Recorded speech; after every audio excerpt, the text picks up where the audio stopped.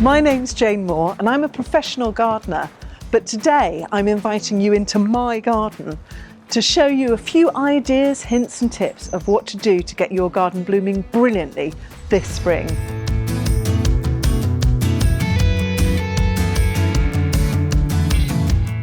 Now, the first job I've got to do is to deadhead these tulips, which are letting the side down rather. Really important to deadhead bulbs as they fade.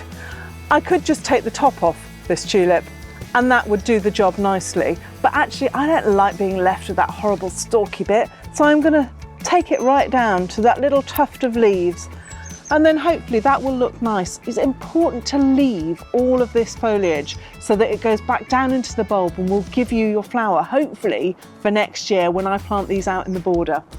But while I'm at it, I must go and do my daffodils at the same time. So important to deadhead your daffodils as well. They kind of do it themselves sometimes, but where they don't, they form whopping seed capsules like this, which are no good to man or beast.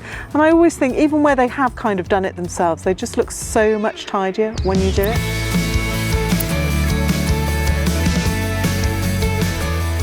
One of the jobs that is top of my spring priority list is cutting things back.